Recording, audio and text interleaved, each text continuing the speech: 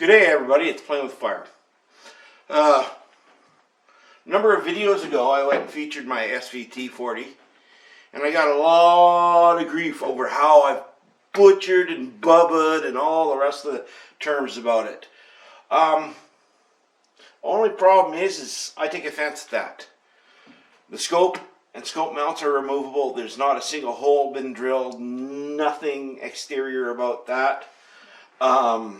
The butt pad was the way it was just because I had to find out how tall a cheek riser I needed to compensate for the scope mounts. So it looked a little bubba at the time. Yes, I admit that, but it was nothing permanent, nothing to mar the finish of this rifle that already came to me in fair condition. Fair means it shows its use. This is a 1940 battle rifle, and it shows that it's been used in the intervening 60 plus years. I like it. I don't know why everybody else has to hate on me for it. I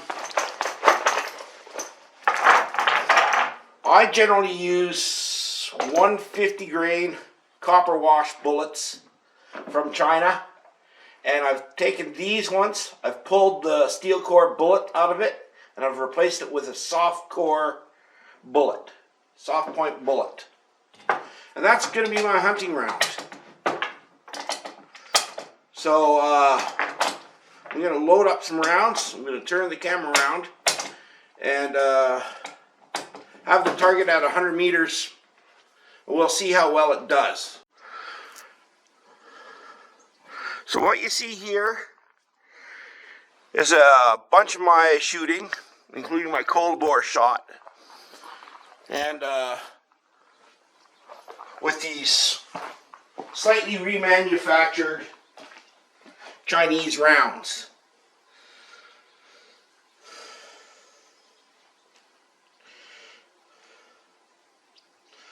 So, for the sake of posterity,